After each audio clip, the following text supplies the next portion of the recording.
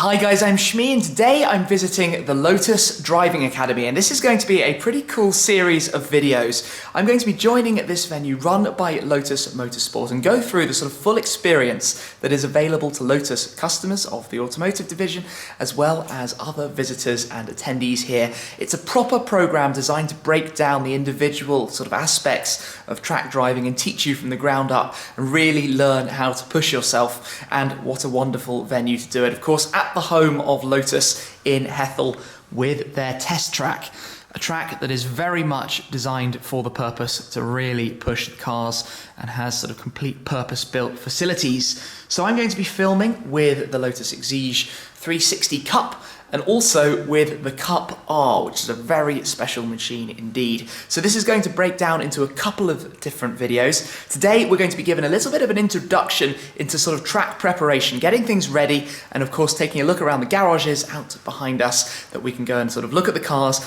and learn a little bit more about them. Then I'll be going out onto the track in the 360 Cup, the new car, to be able to sort of learn a little bit more about understeer, oversteer, and then trying it out on the slalom. So let's go and meet up with Gavin Kershaw and let's get shown around. Right, so I'm joined by Gav. Thank you very much for showing me around today. First question, tell me a little bit about your sort of role here at Lotus Motorsport. Technical manager, so the engineering team, development teams work for myself, and we're responsible for bringing road cars through to cup cars, racing cars and extreme cars like T125. Developing everything. Yeah, well, there's some pretty good stuff in here already. It's a pretty good garage, yeah. So tell me, what are we looking at? So the white car here is the latest 360 Cup. It's taking Exige S, pushing it a little bit further towards the track focus, so adjustable dampers, roll cages, a little bit more power. Designed as a track day enthusiast car, limited edition to only 50, so really gives it sort of net value in there. And the Cup range of products from Lotus is designed to ultimately end up in the Lotus Cup series as a race car. So it's got all the race parts built in, fire extinguishers, kill switch, that anyone going from track days to racing will need. Okay. But that morphs us straight into what we call the Cup R range. So these are out and out road race cars, not designed for the road. More aerodynamics, more power, sequential race gearboxes, but typically designed to run in the Lotus Cup series, right at the very top. If anyone's winning the Lotus Cup, they'll typically be in an Exige Cup R or an Evora GT4 car. And our range of cars, the Elise, Exige and Evora, all have race variants from the Cup variants. And then we go on to extreme vehicles that we've built. So we've built 6 T125s, which was the ultimate track day car. £500,000, 650 horsepower, 600 kilos, lapping within 3 seconds of current F1 cars.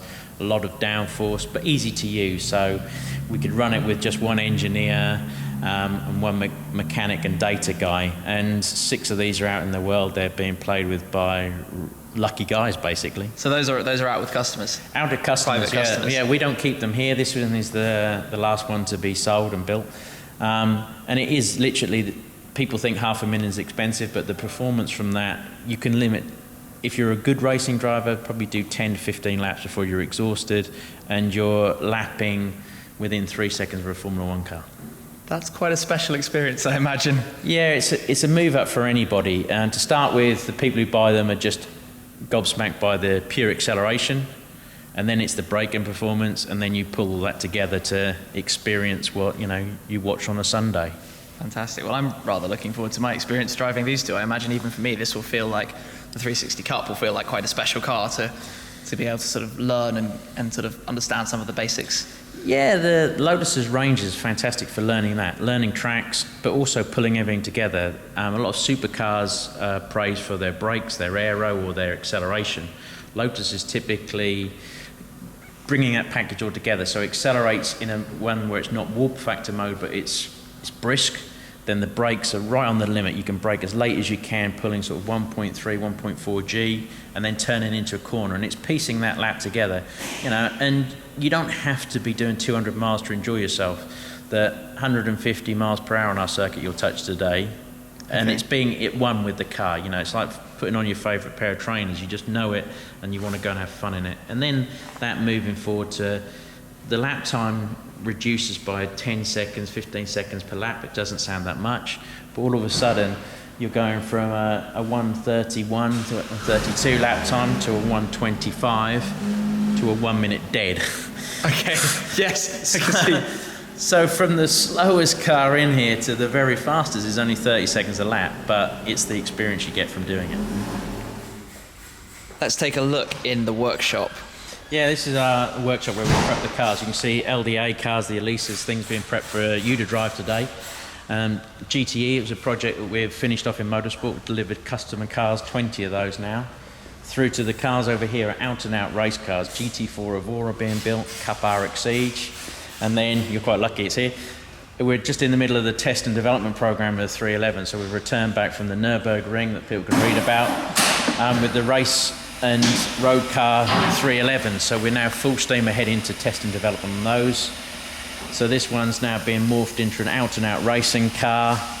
The IVA test is for that one. So it's a real atmosphere in here. You know, we've got Mark 1 Elises here for service from customers, and it feels like being at home. This was Colin Chapman's aircraft hanging. You know, we've got Formula 1 cars hanging from the roof. So this is... I hadn't even noticed that before. if you're a car nut, you're a Lotus nut, you know, geez, there's no better place to spend your day than in here. Brilliant. So we're going to set off now, I think, to get a sort of pre-preparation kind of before going out on the track and talk a little bit about the cars. Yeah, people book track days without really knowing what you can do yourself to maximise them. You know, personally, you're getting your car ready for it. So now I'd like to run you through a few bits of that. Fantastic. Okay, so later on this afternoon you're going to be driving this car on track, you know, full lap circuits. But before we even get that far, you know, I want to try and get across to people when they come to Lotus, when they go on track days. There's more you can do before you actually get there. Make sure, you know, the tyres are right, the oil levels are right, there's nothing rolling around in the trunk of the car. You know, you wouldn't believe that people do track days with their briefcase sliding around in the boot. Get your tyre pressures, look through your handbook, see if they recommend tyre pressures. We recommend around about 30 psi 2-bar hot pressures, so take a tyre pressure gauge with you. The car generates grip, it warms the tyres up. If you go out there with too high tyre pressures, it's just going to handle not the way that people want it to. So we put all that in our handbook. You have to have towing eyes fitted. Make sure you've got your towing eye with you, otherwise you'll get thrown off the track day. Make sure your noise of your car is compatible with the track day you're going to do. You know, noise limits are getting tighter and tighter. Supercars and cars are getting noisier, so it's actually easier to drive a noisy car on the road now than it is a track. Make sure your harnesses or your seat belts, everything like that. You've got your crash helmet. And it's a lot of preparation, the same as if you're going to go and play any sport. You know, racing's a sport, driving's a sport. So, you know, make sure there's no things rolling around your phone and stuff like that. Everyone's got it, their wallet, their keys. Keep the cockpit clear. You never know what's going to happen on the day. The Lotus is fantastic. It's pretty minimal anyway, but we've got full racing seats, non-airbag airbags, no debris in there. Understand your car. You know, if you're taking tools, leave them in the garage, find a mate to leave them with, check your oil, and then that's just before you get on there. Once you're driving, you know, cool down laps. You hear people say they're going to do cool down laps. Don't park with your handbrake on. It takes a car nearly 2 to 3 laps to cool down. You know, the gearbox and engine temperatures are up at the oil's 140, 150 degrees C. You're not just going to cool down in 1 kilometre or 2 kilometres. And it's your pride and joy you're looking after, so take it carefully, build it up, check your brake pads. You know, a lot of people drive their cars home from track days. That's what we're famous for, giving race car performance, but being able to drive it home. So just before you leave to drive home, check your tyres, pump them back up again if you've been letting them down all day, and just make sure they've got enough pads in there. So it's the preparation, same as you should do for anything. Yeah, well, I'm very much looking forward to driving that car later on today. But I think the first step for me is going to be trying the Elise S, I believe. Yeah, we introduce people into the sort of what we call control mechanisms in the Elise, 1.8 supercharged. We've got a dynamics area that we can wet. We put out a cone slalom because you don't want to be throwing at the scenery at lots of speed. You want to be out in a car that steers, brakes and controls itself naturally. So you can start to, as a driver and as an instructor, tell people what you're checking ahead. And the Elise is fantastic. It does everything at one with you. As you're thinking about doing something, you can do it with the car. You're not waiting for it to slow down or turn or accelerate. There's no wheel spin.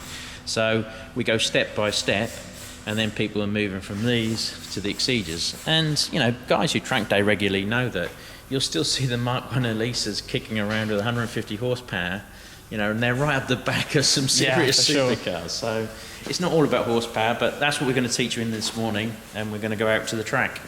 First activity of the day, and I'm joined by Danny Hargrove, senior instructor here. I can see we've got the Elise and we've got a very big wet circle. What are we doing?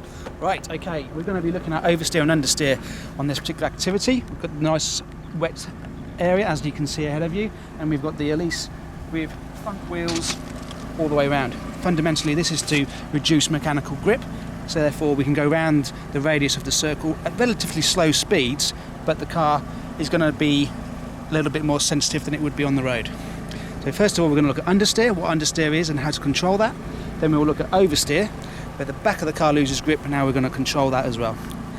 We'll end the activity with maybe looking at a bit of power sliding. So just imagine you're driving around the average size roundabout, start to increase the speed. Your natural reaction will be to prevent any kind of skidding taking place before it actually takes place. So you've got to go beyond your natural instincts. Okay? Let's try and wander a little bit small steering lock so you get to feel the car pushing on. There it is. And then you release it and it will go back in. Exactly that bit. The beauty about this is you get into test and see the limits of your car before, you know, in a safe environment. Yeah. Okay, Tim, this time around, just continue the radius of the circle, but rather than introducing too much understeer, we'll try and keep it on the threshold of the grip, and then we'll see if we can suddenly lift off the throttle to make the back of the car step out. Lift off. Straight into the power slide. So in a real life situation, get on the brakes, get the thing stopped. Yeah. Okay, that's fine. Keep it going.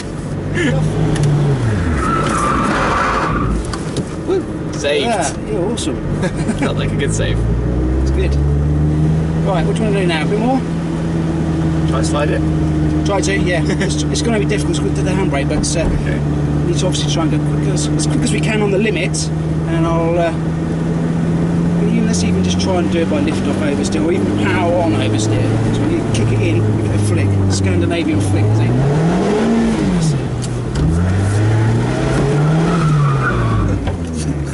Fail. We can cheat it. Okay, a bit more power now, and lift off.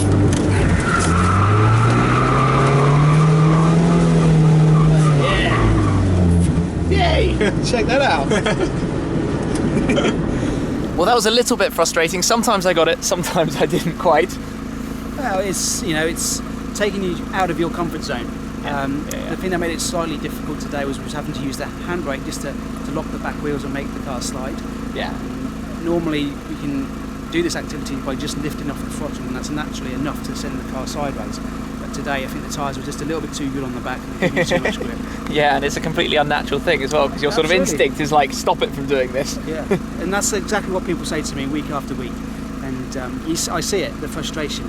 You try and end the session on a high, which we did there. We got some good moves and got the thing going sideways in the end. Good time. It's a perfect place to do it as well. Absolutely. But what are we moving on to now then? Okay, so we're on to the slalom activity now. Ahead of you we've got a series of cones, all of which are slightly different gaps between the two, so you've got to modulate your speed. In the middle section there we've got an area where we can upshift to third gear, and then it comes tight again towards the end, so we can downshift using the heel and toe technique and getting it down into second gear before turning around a yellow cone at the end. And a completely normal Elise S to do this in? Absolutely, completely standard, nothing different about this car whatsoever. Perfect. Okay, so onto the slalom course then. First gate is always straight ahead, Tim. Now we're looking across towards the right hand side, looking at the right hand cone on the outside, now across to the left hand cone. We're in second gear at the moment, but I'm going to build the speed up and up into third gear. Outside right, outside left, outside right, outside left. And on this particular route we'll stay in second gear, downshift into second, heel and toes which we spoke about, and we go. Okay, here we go then, into the slalom course, first gate straight ahead. Second gear over to the outside cone on the left. Already start to look across to the outside cone on the right. Good, and outside cone left. Start to build the speed up into third gear now. Again, outside right, keep going. As we come to the left, we're going to brake down to second gear. Good. Out to the right. And then round the yellow cone once again to set you up. Back at base then after driving the Lotus Elise in the Understeer and Oversteer and out on the Slalom. And it's when you're driving a car like that that you truly get to experience sort of the different inputs and how exactly they interact. Just quickly, you can hear in the background the classic Team Lotus old Formula 1 car that's going around sounding absolutely insane. And as well as that, there are also some other very special cars here that are all looking rather good in this lineup.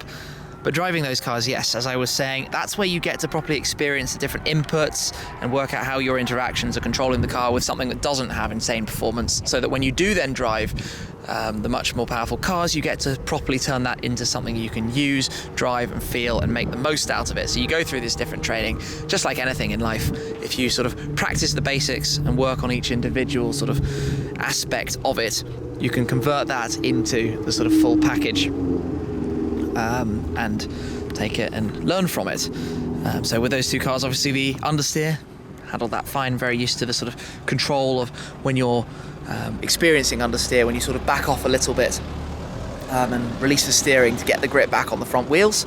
Then with the oversteer, obviously we were suffering from the tyres, so using the handbrake to sort of initiate oversteer going on and snapping that back and keeping that in control, and then a little bit of power sliding, which I wasn't so good at out there, which frustrated me a lot because I really wanted to be awesome at it.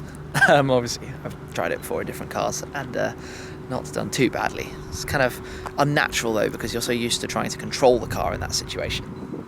And then we went out to the slalom, had a couple of quick runs before the F1 car went out. Just got some practice with that. But it's all of these training techniques that you learn, experience and get used to, which I could then take in my next piece out to the Exige 360 Cup, and then the Cup R after that, and properly get to experience and try them and take that in on the full track. So that was the first sort of look at what goes on at the Lotus Driving Academy, a look around with Gavin, showing you around the different cars and the workshop, then a couple of little runs out in the Elise, and then after this we're going to be heading over to the Exige 360 Cup. So that's going to be quite exciting, so make sure you're subscribed and stay tuned to check that out. Pop in all the links down below that you'll want to see to read about what I've been up to. But that's it for now. Thank you very much for watching, and I'll catch up with you again very soon. Cheers! I'm going to be jumping on board the Delta Red 675 LT with Rob, my instructor. And it looks breathtaking. I was hoping for